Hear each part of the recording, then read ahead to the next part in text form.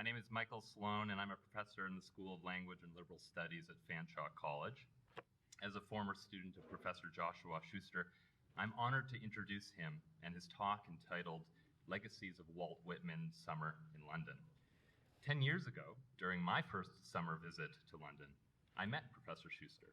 Dressed to impress, I was sweating with nervousness, eager to meet the person who I hoped would be my PhD supervisor. Picking up on my jitters, Professor Schuster said, quote, "Loaf with me on the grass. Loose the stop from your throat, Michael." No, he didn't actually say that. I contradict myself. Seriously, after a very friendly, insightful conversation, it was quite clear then, as it is now, that Professor Schuster contains multitudes. Take, for instance, some of the writers and artists Professor Schuster has turned to over the years. Heidegger, Foucault, Derrida, Kenneth Goldsmith, Gertrude Stein, Ron Silliman, Rachel Carson, Louis Zukofsky, Marianne Moore, John Cage, Edward Bertinsky, Catherine Malibu, William Carlos Williams, Octavia Butler, the list goes on. And then all the interesting topics as well. Green literature, photography, biopolitics, biotopias, the blues, extinction, oil, ambience, veganism, planetary modernism, exopoetics. And books, of course, too. His debut here, The Ecology of Modernism, American Environments and Avant-Garde Poetics, was the 2016 winner of the Alana Bondar Memorial Prize, and I do have bootlegs as well if you're interested. Come see me after the show. Also, his work in progress, too, What is Extinction, which investigates different facets of the meanings of extinction itself. So, enclosed in parentheses, then, Whitman's line, quote, "I am large, I contain multitudes," nicely captures Professor Schuster's humility and intellect in one breath.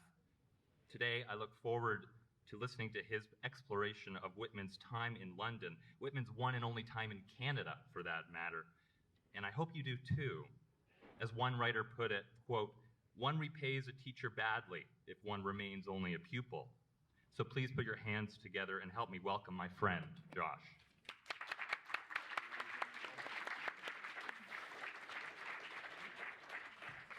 Okay, thank you, Michael. Wonderful intro.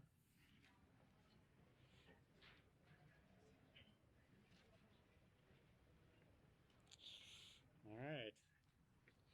So, just want to thank everyone for coming this evening. I want to thank Josh Lambier, the wonderful host of WordsFest, for putting this all together. This is always an amazing occasion. I want to thank a few other people. I want to thank Debbie Meert-Williston, who is our wonderful special collections librarian at Western. She's here with us today. Without her, this talk and this exhibit wouldn't be possible. I also want to thank Andrew Keir, who is one of the director of Museum London, for helping us we have a little exhibit actually on the floor there of some Whitman special editions. And I'll sort of give you a guide of what's there and other things that we have at Western.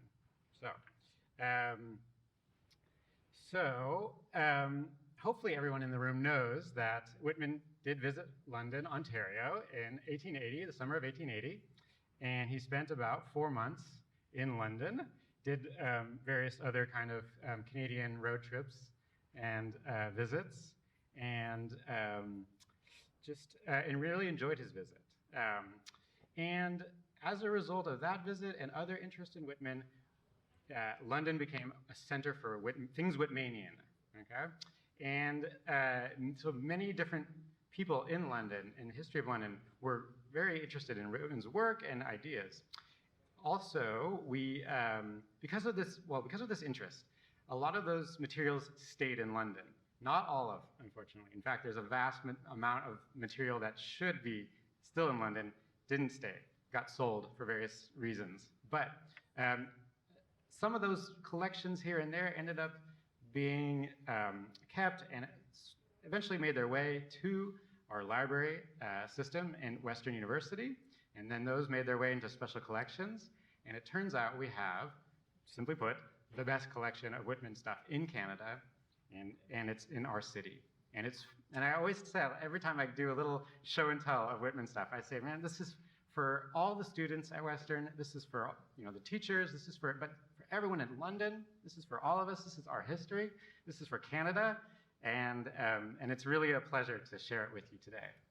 Okay, so how did this happen? Well, this is a photograph of Whitman on his visit to London, and it's dated there September 22nd, 1880. It's taken just a few blocks from here. And I'll just add that Whitman loved to be photographed, and they play a big role in his self-presentation. He was really the most photographed author of his era, and he also really grew up with photography. He's really the first artist to grow up with the technology of photography that played a role in his art and in who he thought of himself to be. And so he loved to be photographed, and there are hundreds of photographs. And he took about 7 or so photographs in London, Ontario, and that is one of them. Now, he was invited to London by this person named Richard Maurice Bucke. And so Bucke is a fascinating character. And so now I'll tell you a little bit about him. He was, at the time when Whitman came in 1880, he was the superintendent of the London Insane Asylum, the grounds of which are at the corner of Oxford and Highbury. And some of those buildings still remain, and I'll show you them in just a minute. And so Bucke was he was trained as a doctor, and he sort of became a psychiatrist, psychologist as well. He sort of self-trained in that field. And he also was just a general reader and intellectual, and started to read Whitman's books, and sent Whitman some letters, and they became correspondence friends. And then eventually Bucke said, "Hey, I'd like to go visit you." And Whitman at the time was living in Camden, New Jersey. So Bucke came down and visited and enjoyed that visit, was quite impressed with Whitman, and then suggested to Whitman, "Hey, why don't you come up to London, Ontario?"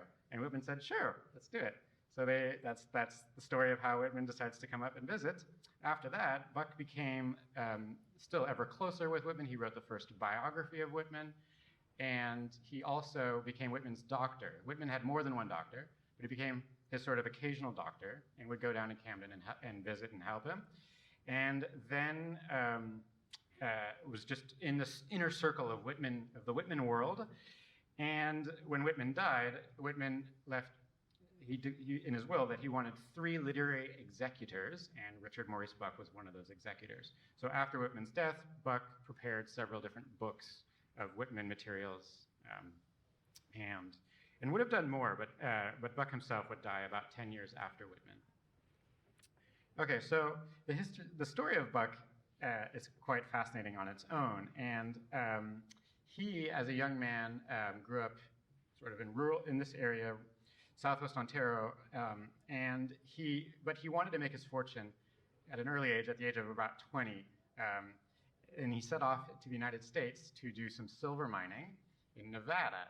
And the reasons I mention this, 2 reasons. One is that, so he hiked, basically, or took mules, as there's a little bit of information about him in our exhibit, to an area in Nevada near Virginia City, which is today the largest known silver deposit find ever located on Earth.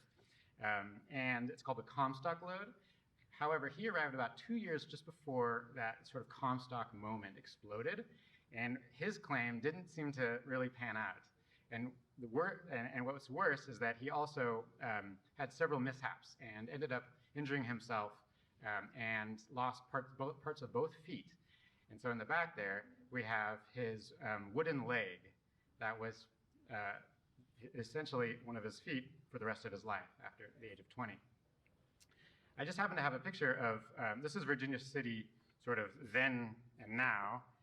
I just happen to have been to Virginia City this summer, just randomly was visiting. It's an interesting visit. So here's some personal slideshow photographs. This is me in a silver mine. I'm not there, but this is just me just taking a picture of what it looked like to do silver mining by candle. And here's a picture of my kids at a little sort of show there with some recreation of the times there. All right, but moving on to Bucke and his family. This is Bucke and his family in London. And then, and this is sort of, I think this photo is around late 1890s. But I'll shift now just to show you a picture of the very exhibit we have behind you. So as you make your way after, you'll see a little bit of what this is. And I'll go through a few of these items in just a minute. Okay, so we have to place ourselves in 1880s London and what's going on in London at the time and what is there to see. And why would Walt Whitman come all the way just to London, Ontario? Well, largely, he didn't really care to see, let's say, sights. He just really wanted to enjoy the company and have some time off. But he did keep a diary while he was here for those almost 4 months. And in the diary, he talks really just of enjoying the weather and the landscape.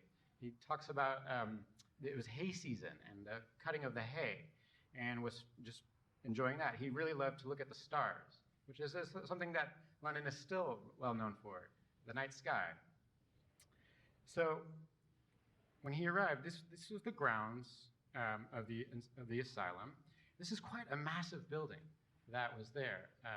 Really one of the, I think, largest of its time in Canada, this building. And so this would house the inmates of the asylum, the patients. And unfortunately, this building did not remain. They took it apart. I'm not sure exactly when. I should have looked that up, but around the 30s or 40s, they dismantled it. And I'm not really even sure where those bricks ended up. However, if you go to the site right now, you can all take a field trip right after this talk and go see the remaining buildings. So I took these photos just a few weeks ago. This was an adjacent building to that larger building.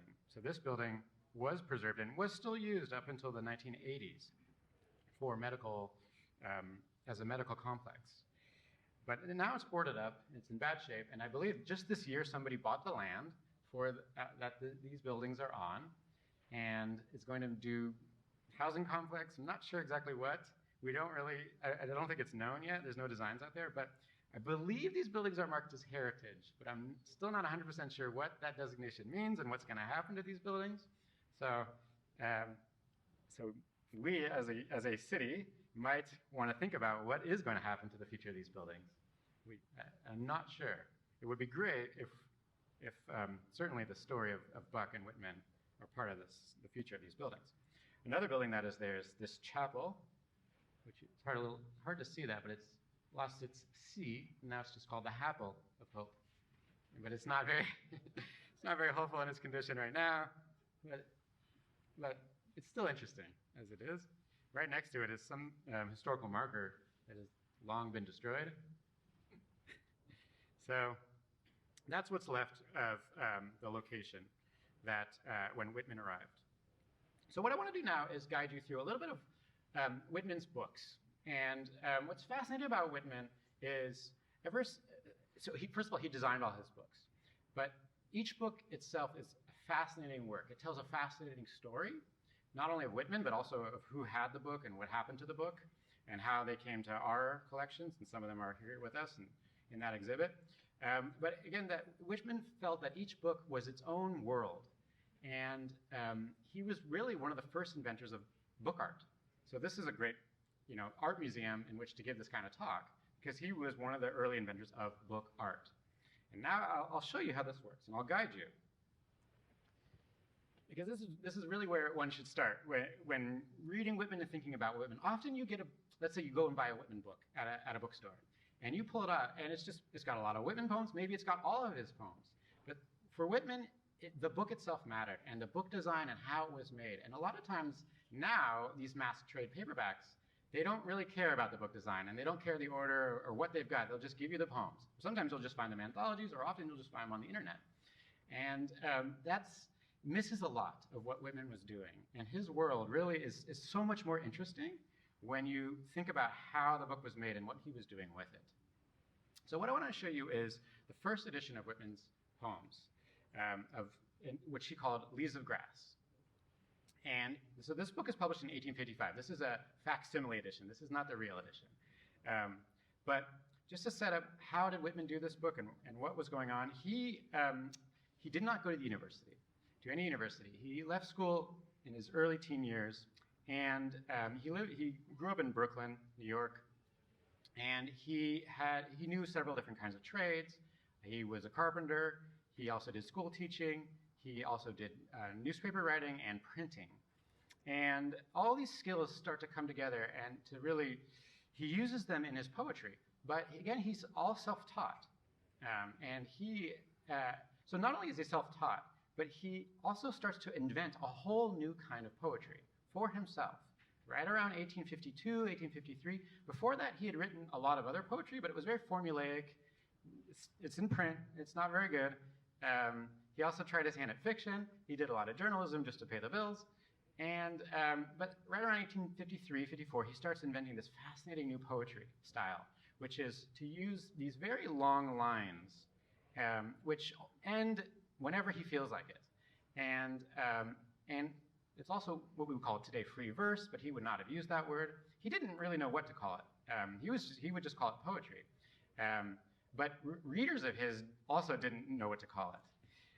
But even that, even just to stop at the word poetry, I think is not enough. What he's doing is inventing a whole world through the medium of the book.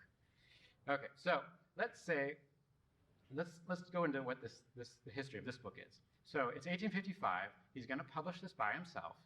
He has to raise his own money. He's not wealthy. He doesn't have much means.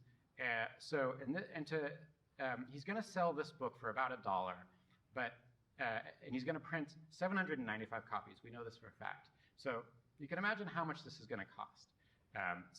$500, $600, some $700 for him to have that money ahead of time to print all of his books. To buy a house at the time costs about $2,000.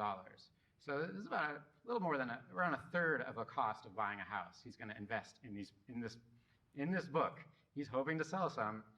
Just to sort of break the news, he sells not more than, let's say, 20 copies. So he's going to lose a lot of money on it. But it's all right.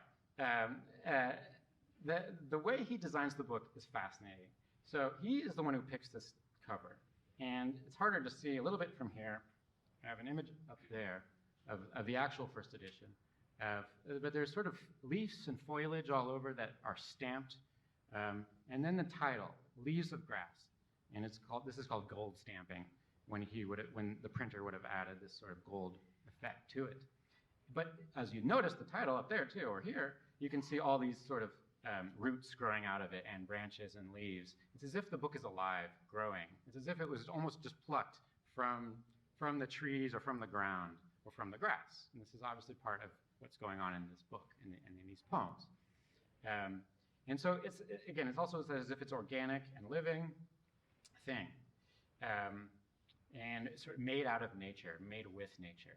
And this is part of what he's doing with his poetry. All right, so let's say you buy the book. You put your $1 down. You're one of the curious persons who've seen this. But by the way, there's no name on the book, so you have no idea what you just bought. But you paid your $1. Then you've got something called Leaves of Grass. And you're curious, and you open it up. And the first thing you would see, if you opened it, is, I'm skipping a few pages because this particular facsimile has an interesting story on its own. But the first page you would have seen is the following spread here. Okay, and I'll show you what that is up there. You have a picture of Walt Whitman. But actually you don't know that because it doesn't say who it is. And it also doesn't say who it is on the title page either. It still says just Leaves of Grass, Brooklyn, New York, 1855. This image, though, is fascinating. This is part of the story. This is part of the poem. This image is a poem. You can't really understand what Whitman's doing without seeing him first. And this was his point.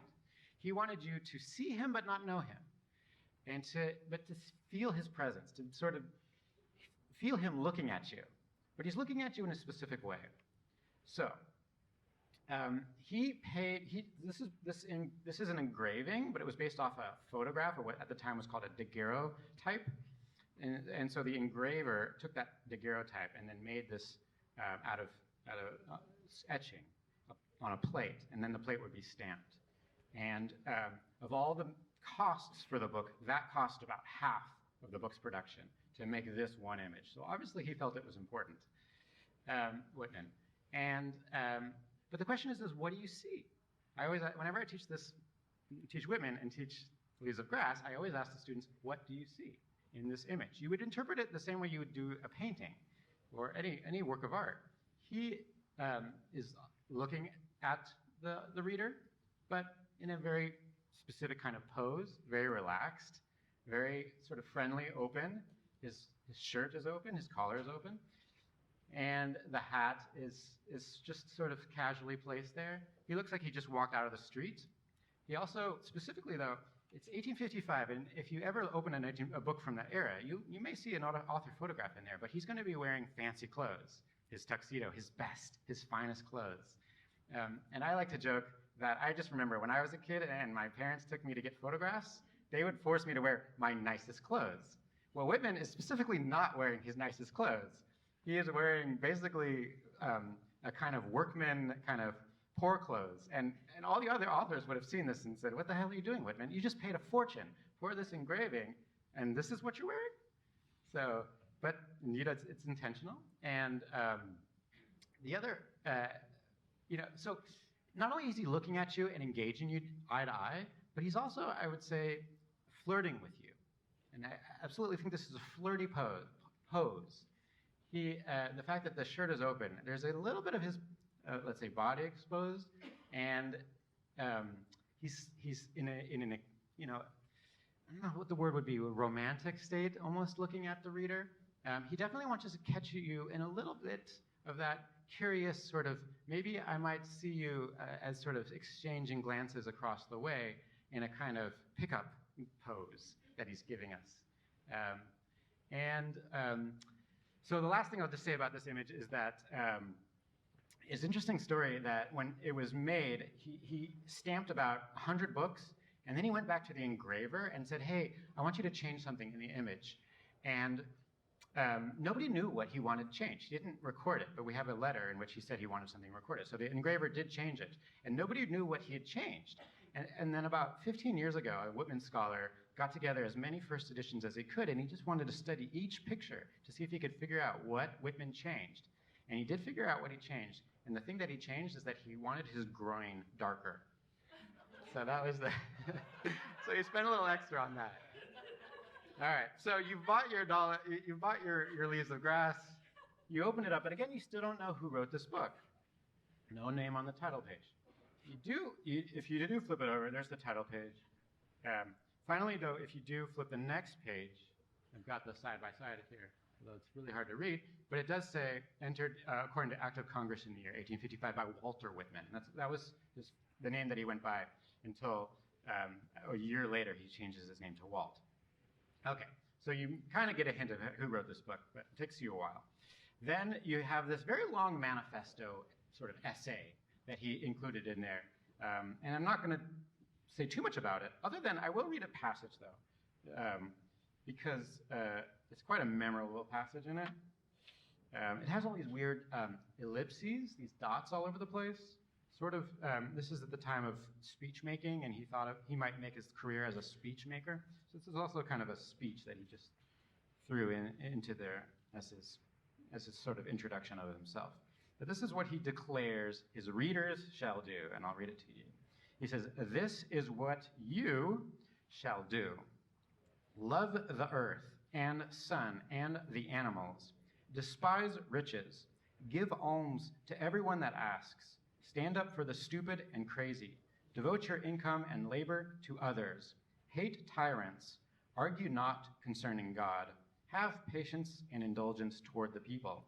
Take off your hat to nothing known or unknown, or to any man or number of men. Go freely with powerful uneducated persons, and with the young, and with the mothers of families. Read these leaves in the open air every season of every year of your life. Re-examine all you have been told at school or church or in any book.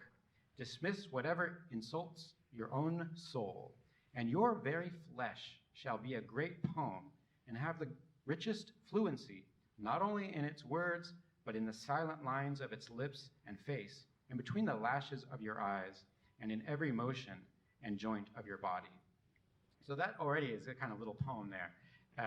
And you can see already how he thinks the body, the face, the gestures you have are already part of the poem. And in fact, he says that your body, your flesh, will be the poem itself. So again, you can see why the image is so key. Well, let's say finally you're like, well, can we get to the poems eventually? So we do. And the first poem is, I celebrate myself, and what I assume, you shall assume, for every atom belonging to me as good belongs to you. I loaf and invite my soul, I lean and loaf at my ease, observing a spear of summer grass. So this poem will eventually be called Song of Myself, but at this first edition, he did not give it a title. It's the same title as the book. Okay, so one of the persons who did buy the book was the well-known author, essayist named Ralph Waldo Emerson. So he gets the book in Boston, and he decides to write Whitman a letter. This letter becomes quite remarkable, and I'll read it to you. So Whitman receives this letter July of 1855, and here is the letter. Dear Sir, I am not blind to the worth of the wonderful gift of Leaves of Grass. I find it the most extraordinary piece of wit and wisdom that America has yet contributed. I am very happy in reading it, as great power makes us happy. It meets the demand I am always making of what seemed the sterile and stingy nature, as if too much handiwork or too much lymph in the temperament were making our Western wits fat and mean. I give you joy of your free and brave thought.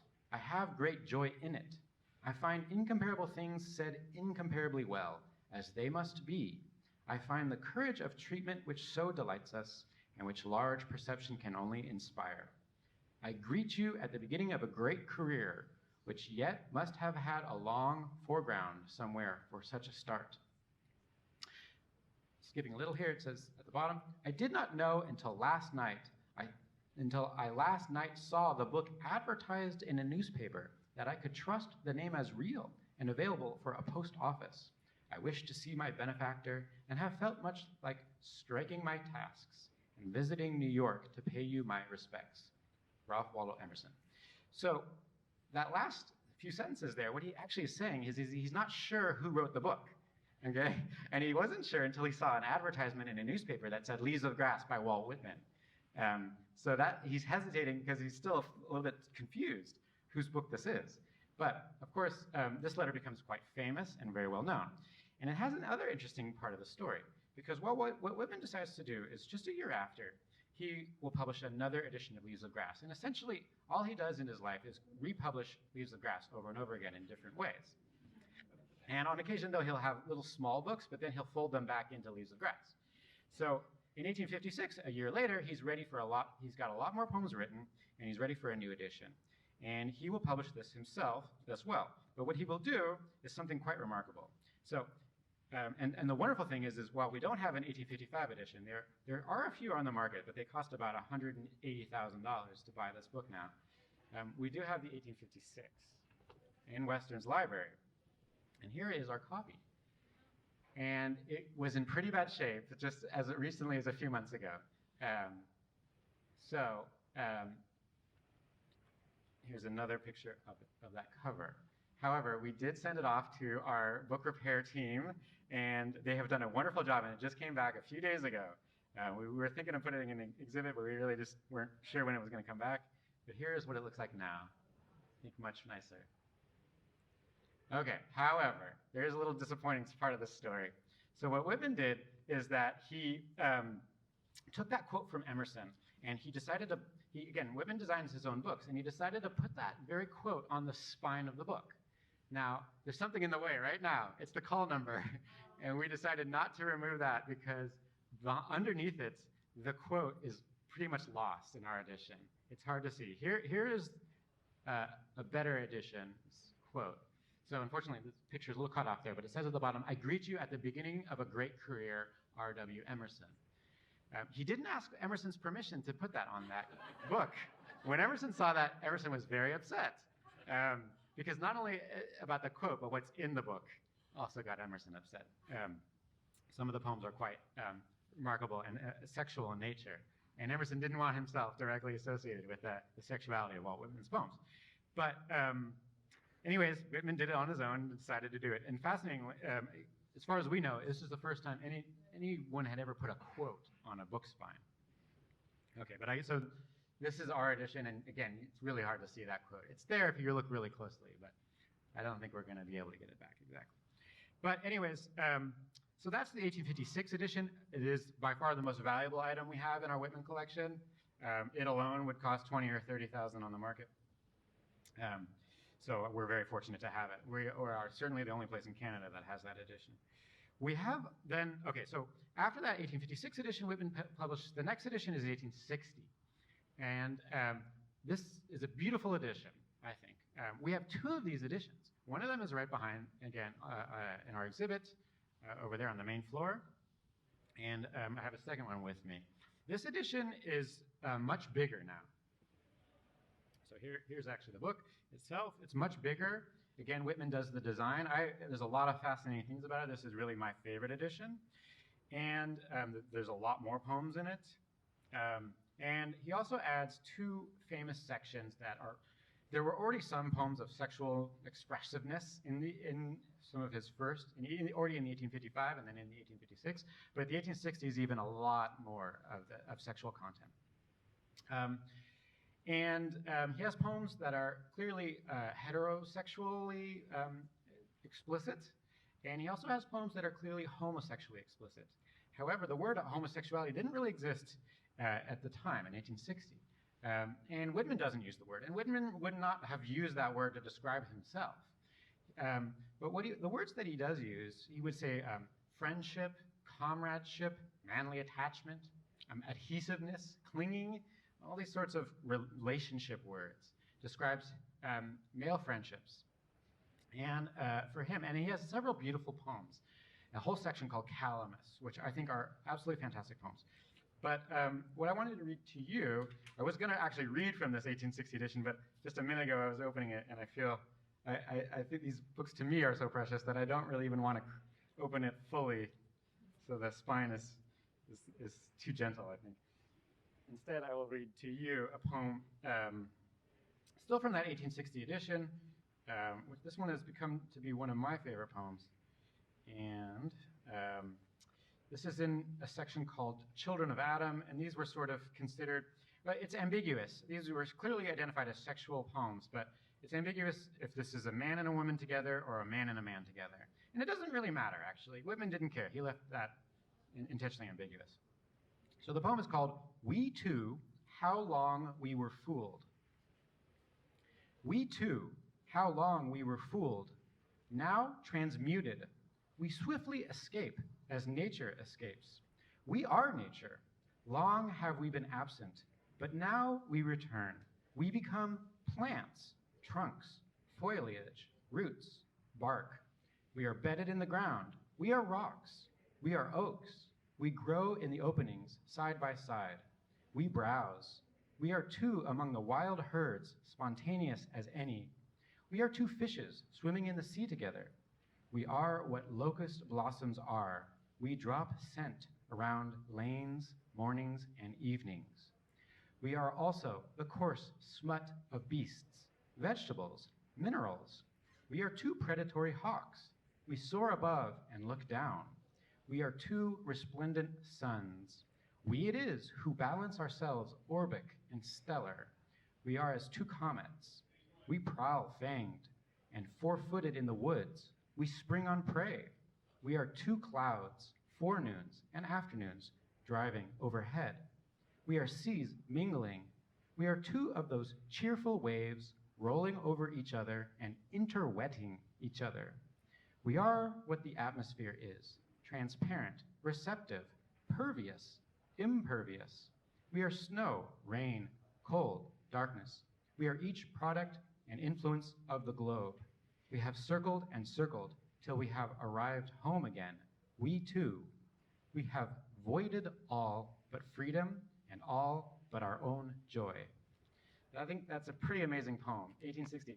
And you can hear very obvious, very sort of well-known Whitmanian structures. He loves repetition, he loves parallelism, he loves that sort of structure in which he can elaborate whatever's on his mind, however sort of long that line takes. But also you can hear how interested he is in what today we would simply call ecology or environmentalism, and how how much his writing really can speak to us in terms of just, there was a group here an hour ago presenting their own recent writing on environmental, their thoughts about the environment today. And I think that poem is just as present and just as relevant as things that we need to talk about right now in terms of our environmental situation.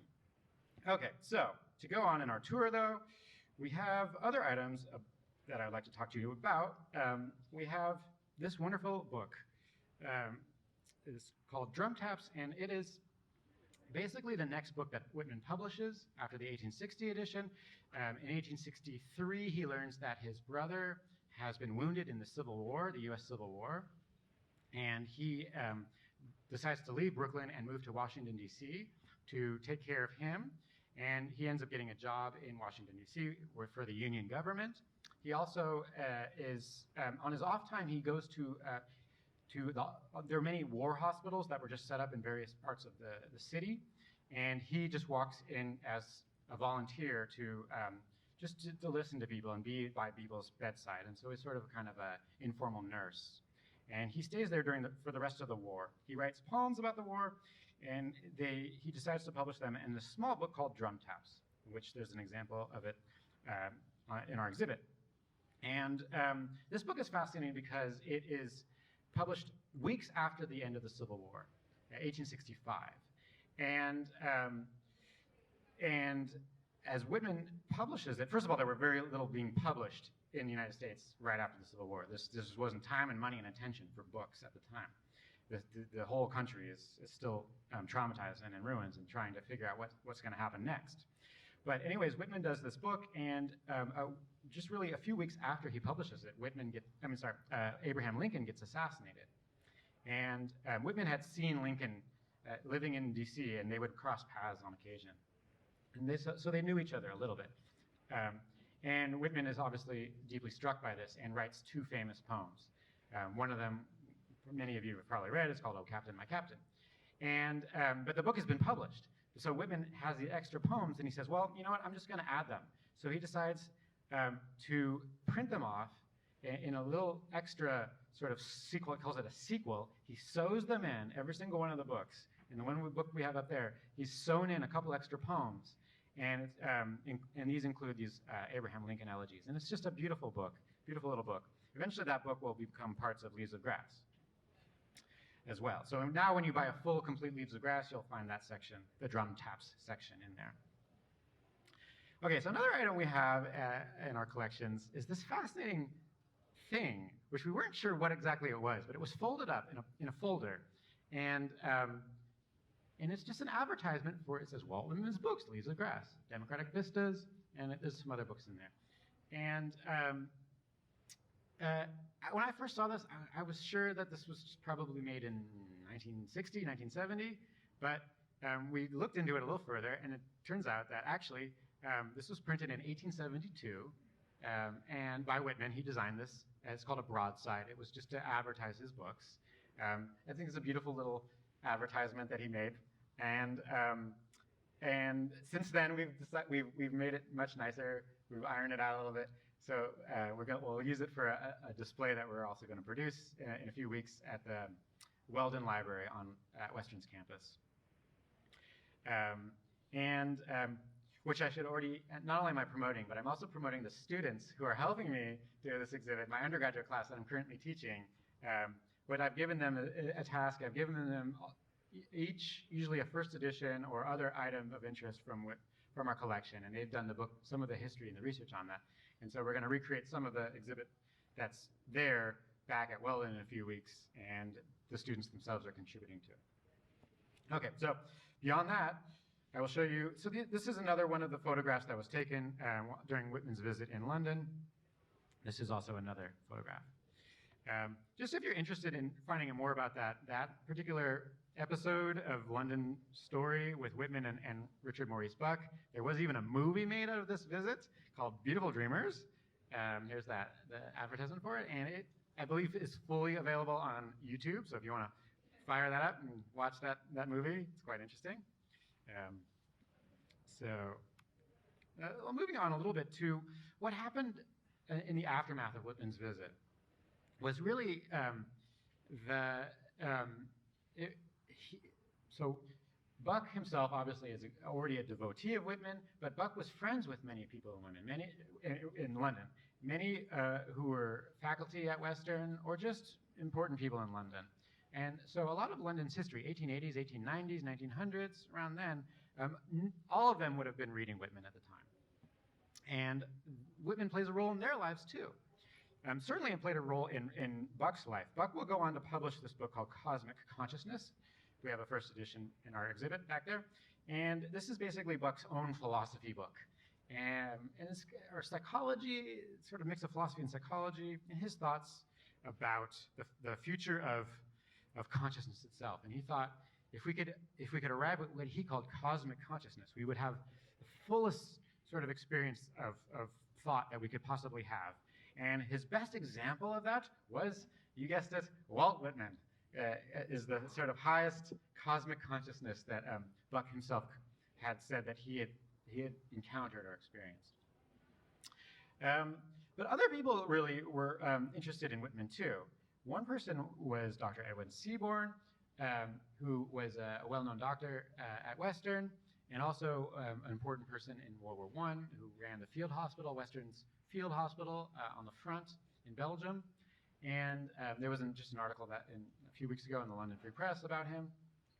So Edwin Seaborn is not really, he's not an English professor or anything like that, he's just a doctor, but he too is a Whitmanian fan. There's interesting stories about his interest in Whitman. Another Whitmanian fan was the person who is the second on the left there, named Henry Scoley Saunders, whose father was William Saunders. William Saunders actually met Whitman, so William Saunders is a Whitman fan. But his five sons, Henry Scoley Saunders was quite a Whitman fan. And there's a high school in London, it's called Saunders High School. That's named after William, the father, William Saunders. But Henry Scoley Saunders became really the greatest collector of Whitman material around 1910 to 1920, 30, was the high point of Henry Scoley Saunders' fascination and collection of Whitman stuff. And Saunders eventually moved to Toronto, and that's really where he was based, but he grew up in London. And what happened to that giant collection of over 15,000 items? Do we have it? No, we do not. He sold it to Brown University. But we do have some interesting items. One of them is, so Saunders would make books by himself. He would print them himself, but, and this is one of his copies. And all his entries are handwritten here.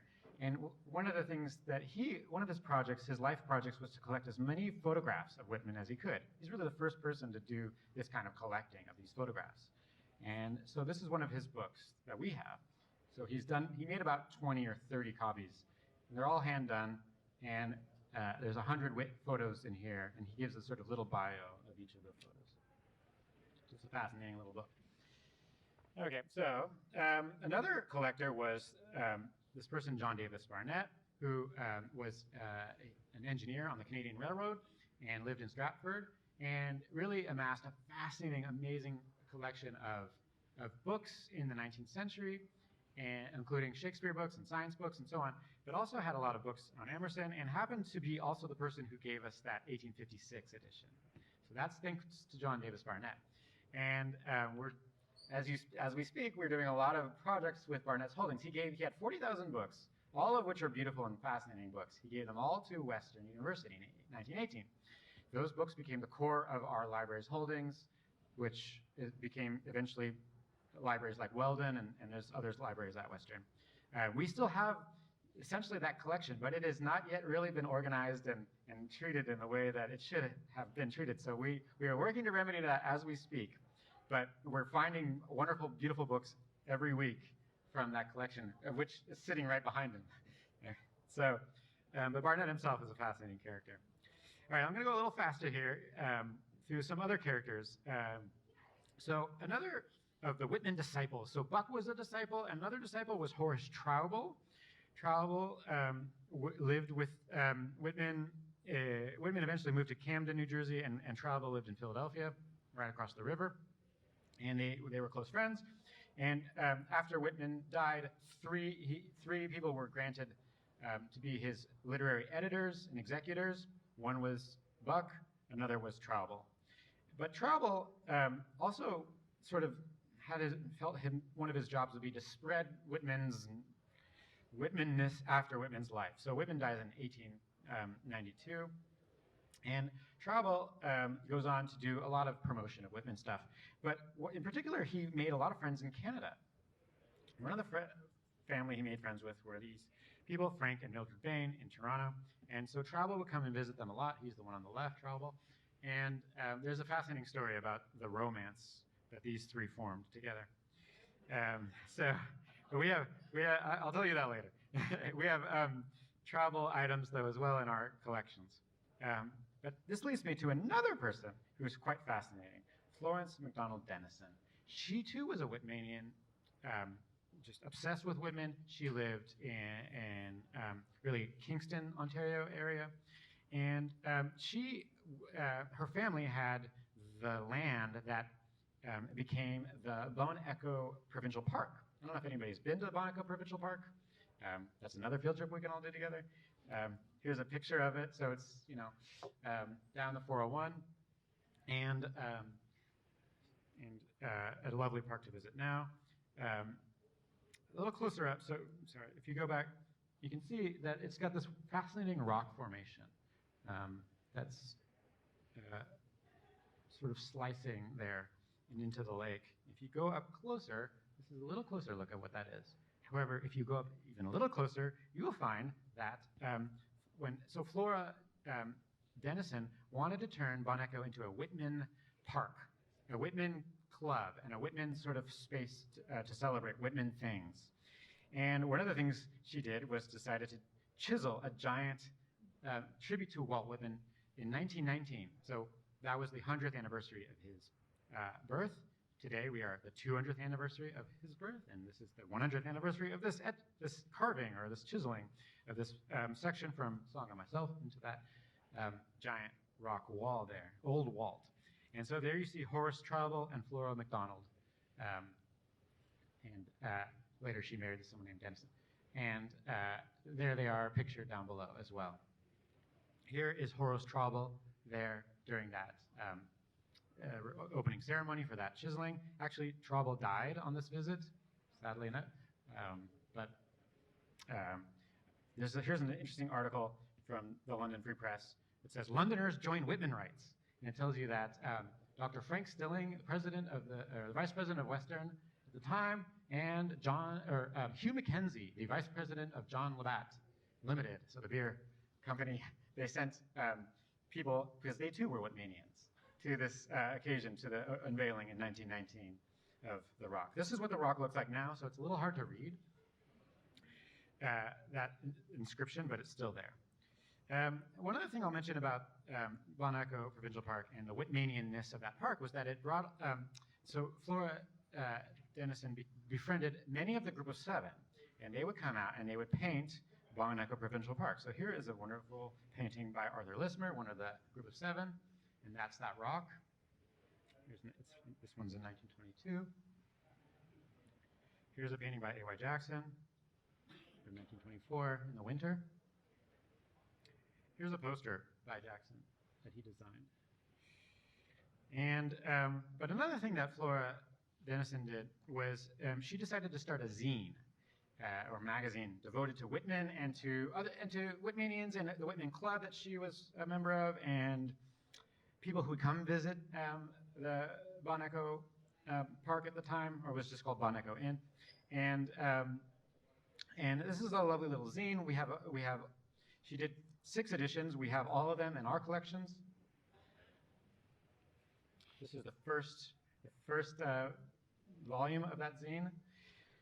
And the cover design, by the way, is by Frank Johnston, also Group of Seven artist. So actually, they've all been digitized. So if you just Google the Sunset of Bon Echo, you'll find all the editions. So if you want to peruse them or read them, you can do so. But I'll read to you the opening of the first page here. So it's Whitman, and she just starts to go in a little bit about why she likes Whitman so much. But by the second page, she says the following. She says, a Bon Echo seems a fitting Canadian monument to dedicate to him. Not that Whitman needs monuments, but that Canada needs Whitman. So there you go.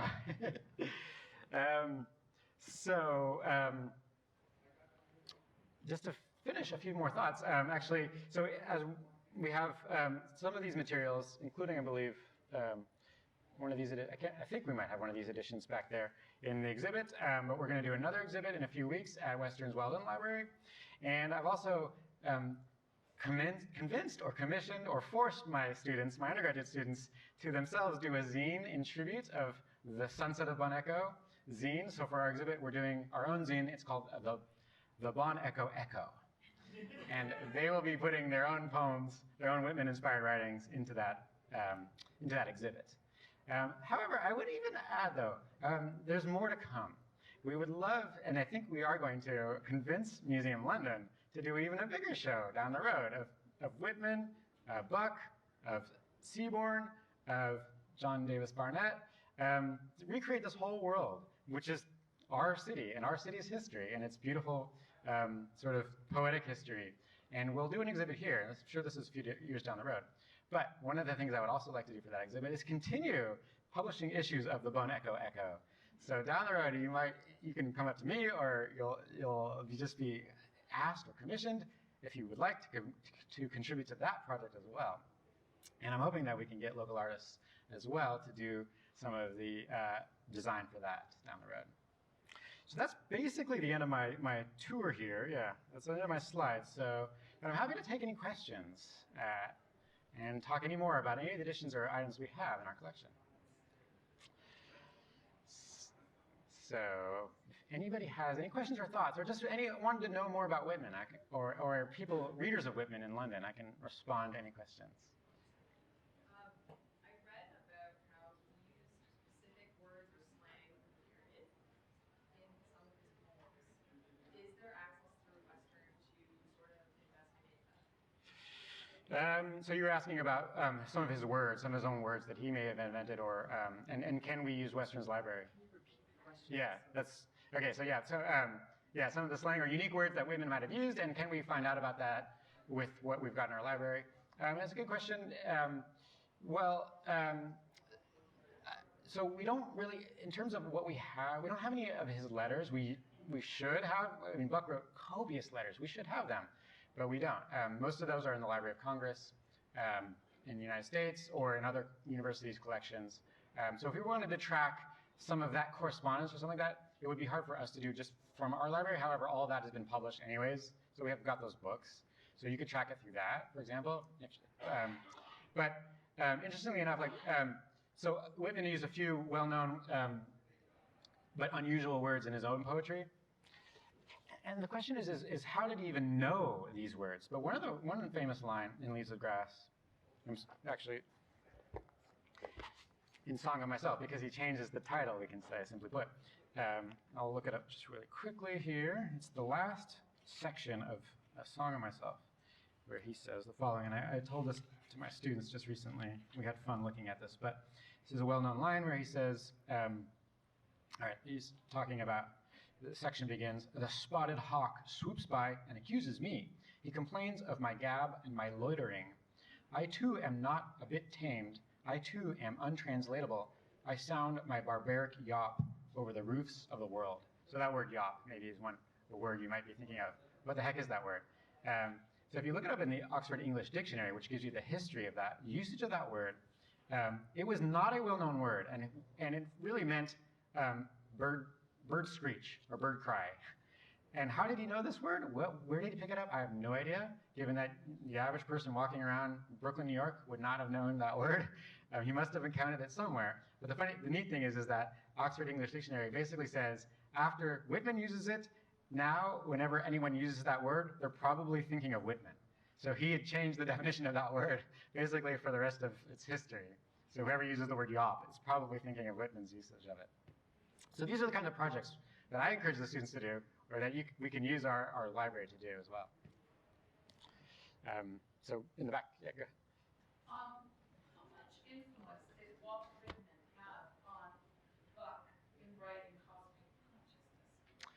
Yeah, it's a huge influence. I mean, this is really Bucke's attempt to sort of to make a philosophy, not just out of Whitman's writing, but Whitman's presence, Whitman's person. And so so if you read that book, it's only one chapter on Whitman. There's about 40 chapters on other famous philosophers, and Jesus is a chapter in there, and the Buddha has a chapter, and other people. But Whitman really is the center of that project. And again, what he talks about in the chapter is not very little actually about the poetry, but so much just about Whitman's how he sat, what he did all day, how he talked, the tone of his voice, just the posture he would take. And it's, again, obvious indication of how much that image and how much just Whitman's sort of image, his photography or his presentation of himself was central to who he was. And so that book, Cosmic Consciousness, is really inspired by Whitman's physical presence so much more. Yeah. Nick, did you? Yeah, well, in some way I agree with the same question, but I wondered if we have any idea what Whitman and Bucke talked about during the 4 months. Yeah, we do. Yeah, we do have a lot, because really what they were talking about was Bucke wanted to write this first biography of Whitman. So basically Bucke would interview him daily and helped him write this biography, which people consider is co-written by Whitman and Bucke, but only Bucke's name is on the authorship. After that visit I should have added this to the little story, but after that visit in 1880, in the summer of 1880, the two decide to go to Whitman's childhood home in Brooklyn and Long Island area, also where his family was. So they just sort of do a tour of Whitman's past so they can write this biography.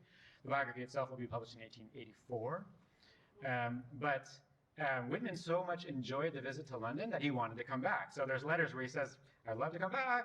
What do you think about the idea?" And Bucke certainly wanted to bring him back. But Bucke's family was not on board with that. And Whitman had this, reputation for being this maybe rabble-rouser or just, because a lot of his poems does have sexual content in it. So who wanted their reputation to be associated with Whitman? Bucke obviously didn't care, but the Bucke family wasn't so sure about this. So while Whitman wanted to come right back the next summer, he was not invited, and he did not come back. So it's kind of a sad part of that part. But Bucke himself would constantly go down to Camden and visit him.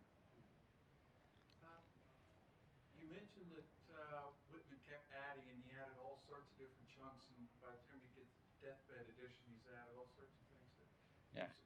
Did he change? How much did he change poems that Yeah. had been in there for years? Sure. So the question is how much did he change in these different editions of Leaves of Grass, including what's called the Deathbed edition, which is the last one he published just at the last few weeks of his life in 1892. And that, if you go by usually a complete Whitman poems, you're going to get that edition. But again, each is different. I really cherish this. You can actually buy a facsimile of this, the 1860 edition, which is quite interesting. So what did he change a lot? Sometimes there were minor changes. However, and so that's interesting on its own. But and sometimes he would change the order. Obviously, he would add more new poems as they were written. But he also took out full poems, including one of my absolute favorites. It's called Responde.